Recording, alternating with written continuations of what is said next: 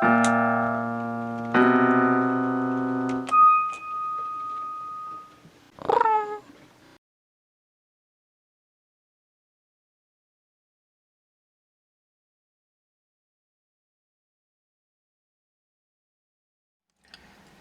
to CATtheMinion YouTube channel. My name is Theresa, but you can call me Cat.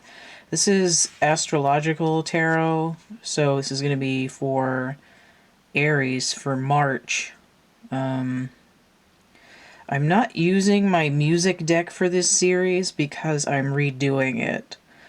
So it's actually going to be for sale at some point, but I spent 5 hours changing the songs around, and I've got the Fool half drawn, so progress. It's overwhelming me a little bit because I started working on my angel deck, and then all of a sudden I was like, okay, I'm going to change one card in my music deck, and all my files were gone, and I'm like, well, I guess I'm supposed to remake it. So no music deck for March readings.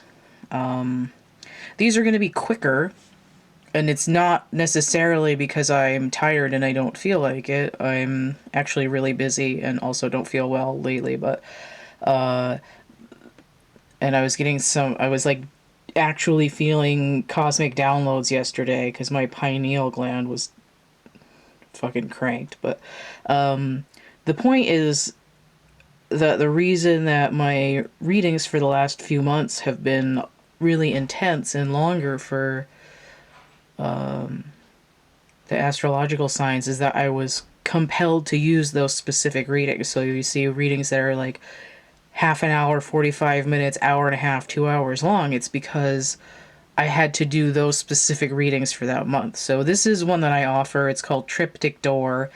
You can check it out in the description box with the list of readings and how much they cost. So this one, I have the two side doors and then the larger center door, and it came out like this.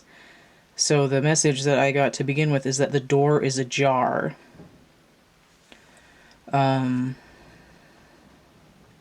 So again, this is for Aries.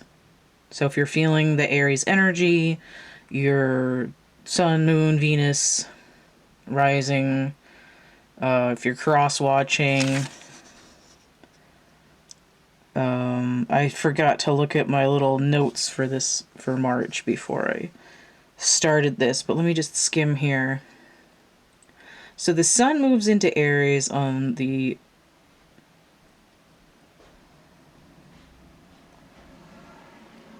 21st. Oh my god, these notes are terrible.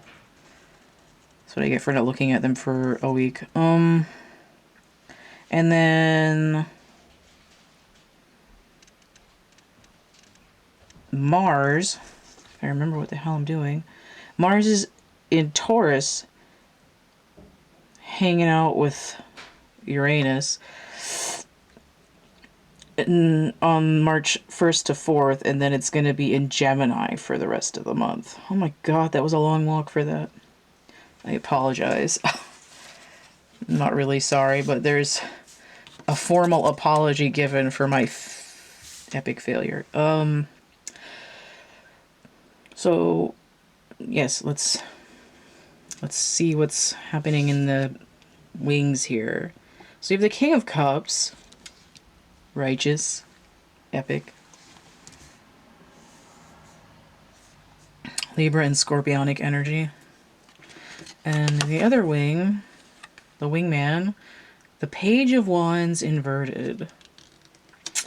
Okay, this is a really clear message. So for me, the Page of Wands comes with Uranus energy. So this is clearly looking forward to moving out of being in the shadow of the Aquarian Uranus energy and into Gemini, which does rule the lovers, and we can see that there's something stirring the pot be stirred here. So this is a 1 or an 11. This is a 1 or a 14, which breaks down to 5. So there could possibly be some kind of a tower here, but essentially it's I'm not going to be fucking around anymore. I'm ready for for the real deal here, emotionally or romantically. So let's see what's going on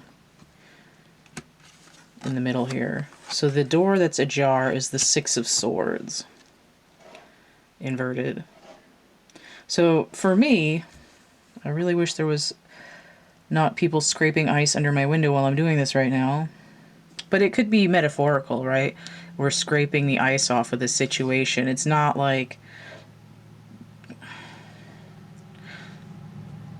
It's like we're opening up the gateway to the heart. We're not just hanging on to the wand. If you catch the drift there. Where am I at? Six of Swords. This angle is weird for me. It looks a little fish-eyed, and I'm looking at it through the camera and giving myself a headache instead of looking around the camera like an actual person. But the, I didn't even say Mercury retrograde, which is like the first third.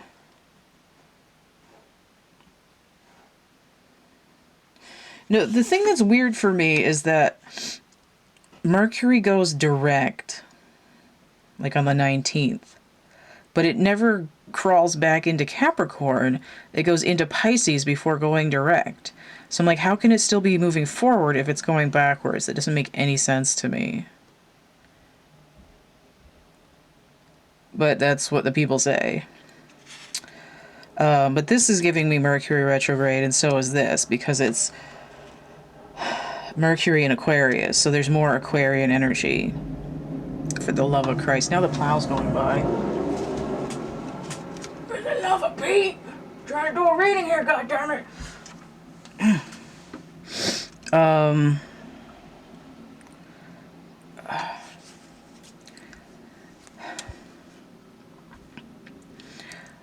Usually when I see the Six of Swords inverted, it's we need to go deeper. It gives me a scorpionic energy, right? I'm going into the underworld.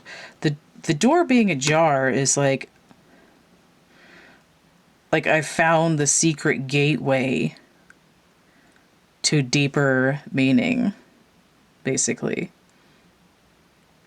This is like a realignment of what's really important to you to be able to communicate, which in this case is all the feels, right? I'm balanced in my emotions. I know what I need and want. I'm no longer just, you know, out here having a time, right? I don't need a hookup.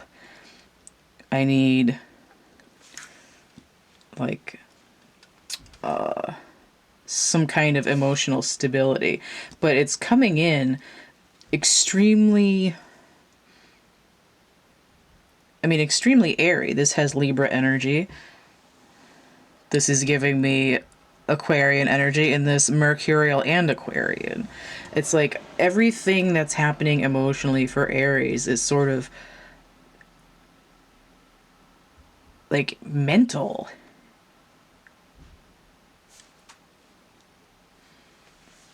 But the fact that the scorpionic energy is right in the king as well it's like I'm moving into, I want to be able to experience deeper emotional connection. All right, so let's look at the bottoms of the deck real quick.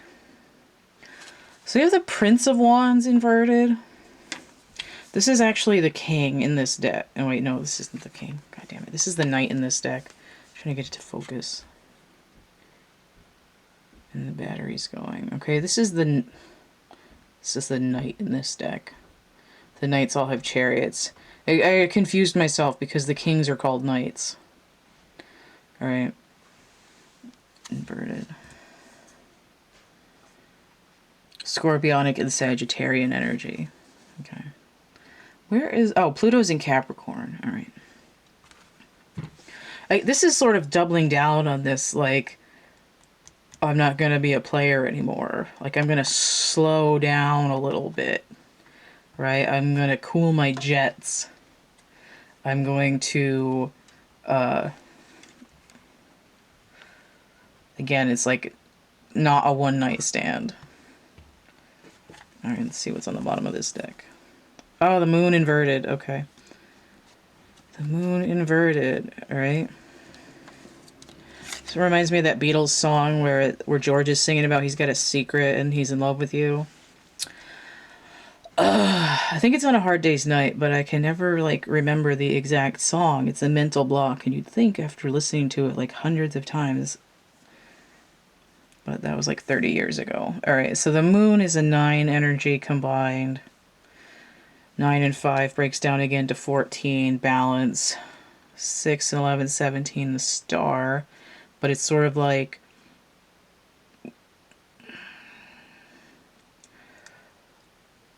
Like, I don't believe in this lifestyle anymore. And this is, again, a moon inverted brings up illumination, and it also comes into this energy of